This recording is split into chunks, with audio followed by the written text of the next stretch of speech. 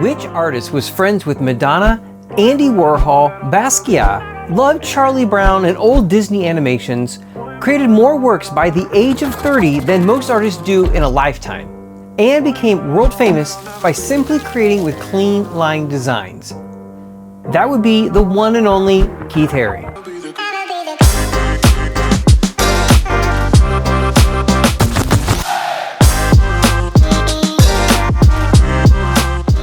Keith Allen Haring was born in a conservative Dutch farm community in Reading, Pennsylvania, on May 4, 1958, to Joan and Alan Haring.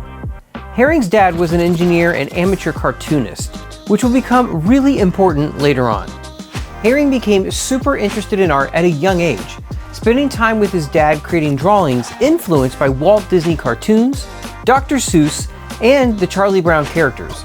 Haring's dad showed him how to draw, building on basic shapes like circles to create these characters and stories. Haring used to joke that he was a funny-looking kid growing up.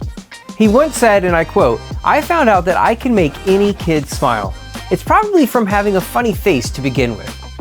Haring always had a passion for kids, who often related to his simple line drawings. Even in elementary school, Haring was known as one of the artists. He and his friends were crazy about drawing. From first grade, Haring's art teachers were astonished by his imagination and obsession with drawing. By high school, Haring knew he wanted to be an artist. There was something magical about abstract design that Haring loved, and he would create elaborate designs, starting with little shapes that would together fill a whole area. But when Haring was 15, he began hanging out with some troublemakers at school. He then started going to Grateful Dead concerts and growing out his hair. As Haring stated, quote, "I wanted to be a hippie." For Haring, he just felt like he needed to get out of his small town. It was also during this time that he took a trip to Washington, D.C., where he saw a group of Marilyn Monroe artworks by Andy Warhol and was struck by the strong, flat images. But don't worry, Haring turned his grades around and raised them up and graduated high school in 1976. Part of Haring's journey was that he attended art school at the Ivy School in Pittsburgh, but then switched to the Pittsburgh Center for the Arts, where he had his first solo show. In 1978, at 20, he moved to New York, where he enrolled at the School of Visual Arts and the energized art world of New York. It's during this time that he met his good friend Jean-Michel Basquiat. All the teachers at the School of Visual Arts remember Haring as being really energetic and dedicated. He knew what he wanted to do and he did it. New York in the 80s was the heart of the punk rock scene, especially with graffiti in the subways.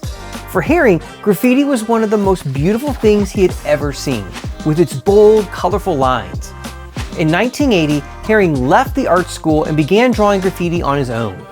Like other graffiti artists, Haring developed his own style and tag. What first started off as a dog-like animal quickly turned into a little person crawling on all fours. Of course, this quickly became Haring's infamous crawling baby. Since Haring had little money, he took the subway everywhere. One day he noticed all these blank black panels where old advertisements were covered up.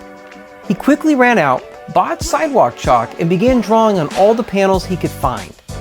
One day, Haring drew on over 40 of these panels. That's right, one day. The drawings were quite simple: pyramids, flying saucers, human figures, winged figures, television sets, animals, and babies. Before long, Haring began selling more and more of his work out of his studio. At first he rejected the idea of working with a gallery, but it soon became clear that he had to work with one to move ahead. So Haring began working with the Tony Schiavrazzi Gallery in Soho.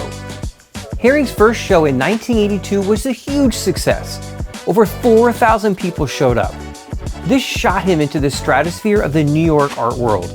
I mean, even Basquiat showed up. That same year, he also created his first major outdoor mural on the Houston Bowery Wall on the Lower East Side. Haring used lines to show energy and movement in his design. Almost immediately, Haring was invited to exhibit everywhere, from Brazil, Australia, Amsterdam, Paris, Japan, just to name a few. People connected with his mix of pattern and color to form dynamic, original images. While in London in 1983, he met and collaborated with choreographer Bill T. Jones, using Jones's body as the canvas to paint on.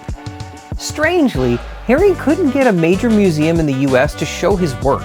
Even the MoMA wouldn't show his work, stating that it was, quote, too much like illustration. Of course, that would come to change. Two great honors came to Haring at the age of 27, when he was invited to show his work at the Bordeaux Contemporary Art Museum in France, and at the Stedelijk Museum in the Netherlands. No matter what part of the world Haring was in, he always included children's workshops. Haring said that what he liked about children was their imagination, a combination of honesty and freedom in expressing themselves. Nothing about his life was boring. He was always at a party and surrounded himself with interesting people like Madonna, for example, who even wore a skirt from a Haring design in her music video in 1984 and single Borderline. In 1986, Haring opened up his pop shop in Soho, where you could purchase everything from t-shirts, hats, buttons, prints, to inflatable babies.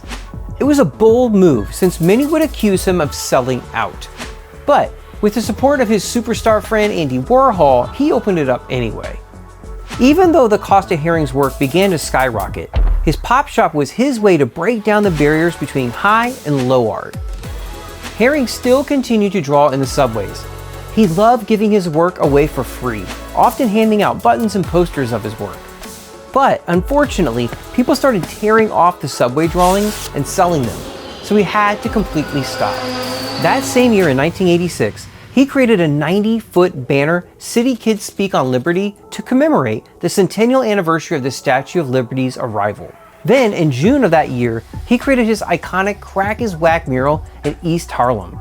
Unfortunately, in 1987, Haring was diagnosed with AIDS, but he continued to create and show his work across the globe, including in Barcelona in 1989 with this massive mural entitled "Together We Can Stop AIDS." This same year, Haring was invited by a teacher to paint a huge 480-foot mural in Grant Park, along with nearly 500 students. I think at his core, Haring was an art teacher. In 1990, Haring painted a BMW Z1 in Germany, his last work of art. Keith Haring died on February 16, 1990 at only 31 years of age. The global impact Haring's life and work has had is incredible. His attempt to make his work widely relatable can be seen in his figures' lack of age, race, or identity. Today, his style is recognizable everywhere you look, even with Lego designing a set in his honor. What amazes me most about Haring's work was his ability to connect with kids. For many children, it felt like Haring was creating just for them, speaking their language.